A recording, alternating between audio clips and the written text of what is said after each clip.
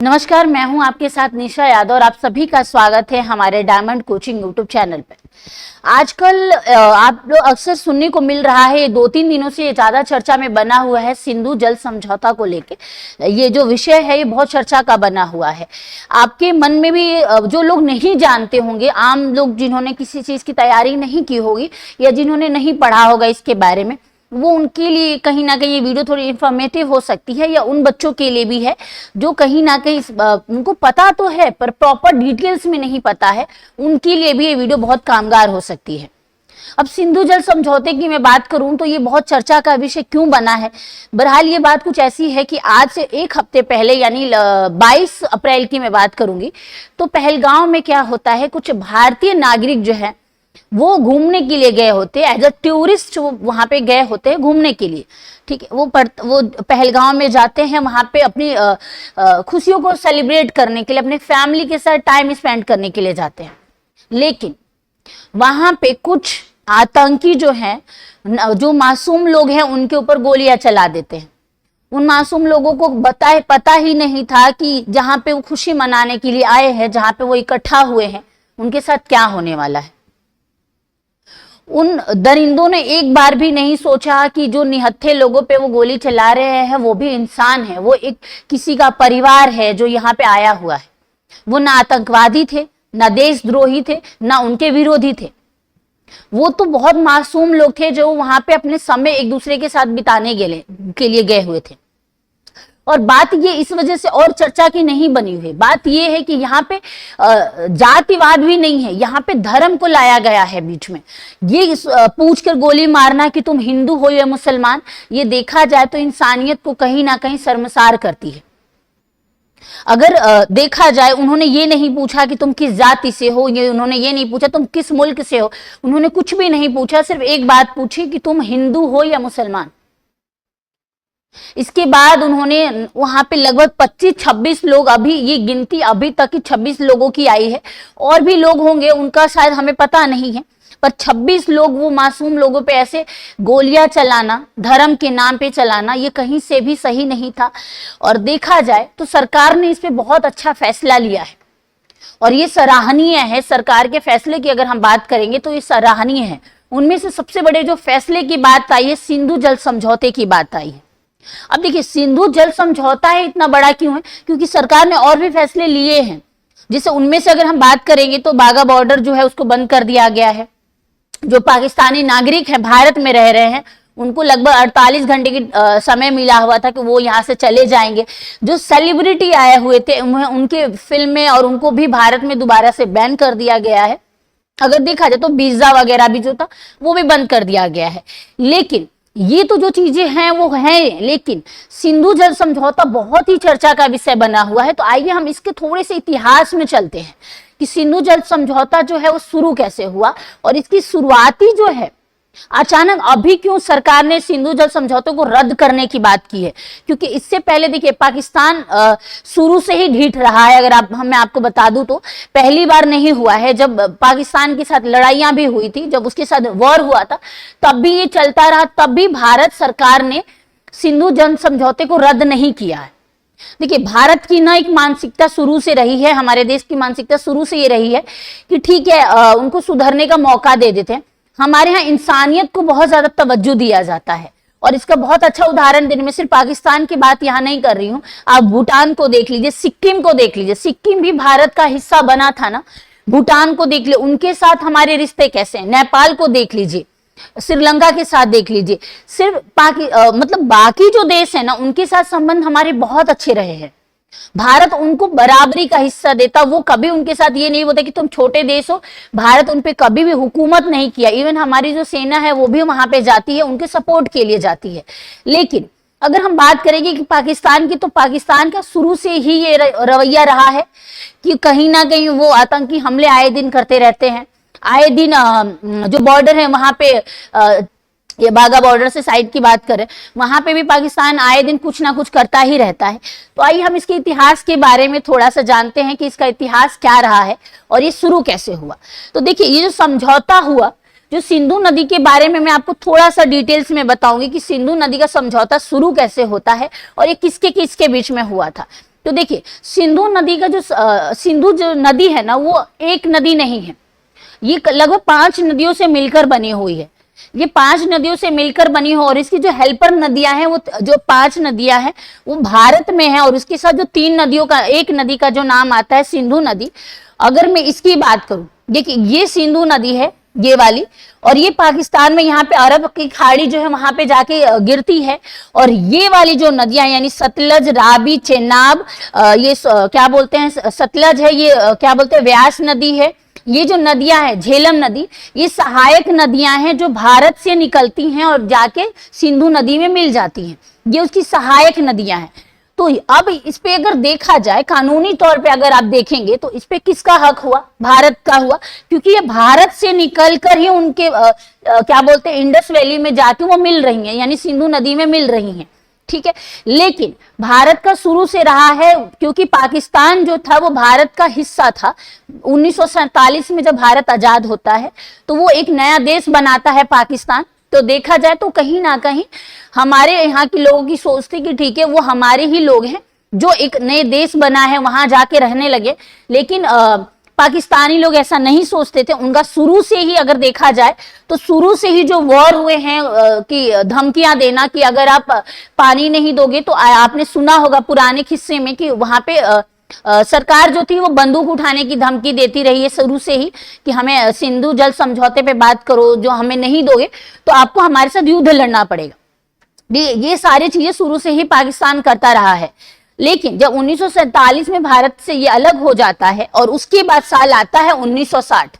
अगर मैं 1960 की बात करूंगी, ये वही दौर था जब भारत और पाकिस्तान के बीच में बहुत ज्यादा मनमुटाव चल रहे थे। ये मनमुटाव इससे पहले भी हो गया था। 1900 अगर मैं बात करूंगी, 1959 की मैं बात कर रही हूं। 1959 में क्या होता है, पाकिस्तान और भारत के बीच में बहुत ज्यादा मनमुटाव होने लगता है, युद्ध तक की बातें आने लगती है। उस दौर में विश्व बैंक जो है वो मध्यस्थ बनता है, यानी दोनों देशों के बीच में समझौते करने की बात करता है। ठीक है, कहीं ना कहीं इसमें विश्व बैंक का भी रोल रहा है।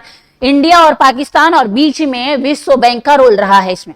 ठीक है, तो ये साल था 1959 में क्या होता है, जो पाकिस्तान के उस वक्त के राष्ट्रपति होते हैं अयूब खान, जिनका नाम होता है अयूब खान, वो बेसिकली जाते हैं ढाका के साइड, एक राजनीतिक दौरे पे जा रहे होते, क्योंकि उस वक्त जो क्या बोलते हैं, जो ढाका था वो जो अभी बांग्लादेश है वो होता है उस वक्त पाकिस्तान, पूर्वी पाकिस्तान जिसको बोला जाता था, वो उस वक्त पाकिस्तान होता है। तो वो राजनीतिक दौरे पे वहां पे जा रहे होते, लेकिन अयूब खान वो ढाका ना जा करके सीधा बीच में अचानक उनकी कोई प्लानिंग नहीं होती है और वो दिल्ली के क्या होता है, पालम में वो रुकने का प्लानिंग कर लेते हैं। वो पालम में रुक जाते हैं, ठीक है, वहां पे वो अपना डेरा डाल देते हैं। और उस वक्त वो नेहरू जी से भी मिलते हैं। तो पाकिस्तान के राष्ट्रपति अयूब खान और अपने भारत के उस वक्त के प्रधानमंत्री जो रहे थे नेहरू जी, वो दोनों मिलते हैं। और ये जो मीटिंग होती है लगभग 2 घंटे तक चलती है, और उस 2 घंटे में छोटी बड़ी बहुत सारे मुद्दे पे बात होती है। उनमें से एक जिस मुद्दे पे बात हुई वो था सिंधु जल समझौता। उस वक्त सिर्फ बात हुई थी, उस पर सिग्नेचर, हस्ताक्षर नहीं हुआ था। वो साल था 1959। ठीक है, 1959 में सिर्फ बातें होती हैं, समझौते नहीं हुए थे। इस दौर सिंधु जल समझौते पे सिर्फ बातें होती है। और फिर कहीं ना कहीं नेहरू जी खुश होते हैं कि ठीक है, जो दोनों देशों के बीच में दुश्मनी चल रही है उसको देखते हुए उन्होंने सोचा कि ठीक है, अगर राष्ट्रपति हमारे देश में आए हैं तो दोस्ती का हाथ क्यों ना बढ़ाया जाए और इस पे विचार किया जाए। तो वो भारत में उनके अयूब खान के साथ अच्छे संबंध बनाने की कोशिश करते हैं। और इसकी वजह से वो साल 1960 में क्या करते हैं, पाकिस्तान के दौरे पे जाते हैं। वो साल था 19 सितंबर 1960, याद रखिएगा। 19 सितंबर को 1960 में वो क्या करते हैं, पाकिस्तान के रांची में जाते हैं। वहां पे उनका राजनीतिक तौर पे सादर सम्मान किया जाता है। ठीक है, लेकिन कहीं ना कहीं उनको ये बात वहां जाते समय महसूस हो जाती है कि पाकिस्तानी लोग जो हैं वो उनसे मिलने के लिए तो खुश है, लेकिन उनके मन में कहीं ना कहीं ये एक उम्मीद है सिंधु जल समझौते को लेकर। ठीक है, और उसके बाद ही, और ये जो दौरा था ना, अगर इस दौरे की मैं बात करूं तो ये 23 सितंबर तक चलता है। ठीक है, 23 सितंबर 1960 तक चलता है और ये इनका आखिरी पाकिस्तानी दौरा था ये। ठीक है, इसके बाद जो वो जाते हैं तो वहां पे सिंधु जल समझौते पे बातचीत होती है और वहीं पे क्या होता है, इस जल समझौते पे संधि की जाती है। ठीक है, इस जल समझौते पे क्या की जाती है, संधि की जाती है। अब बात ये होती है कि जो अगर हम देखा जाए तो सिंधु जल समझौता हुआ कैसे, ये भी जानना बहुत जरूरी है कि ये हुआ कैसे और आखिर क्यों हुआ।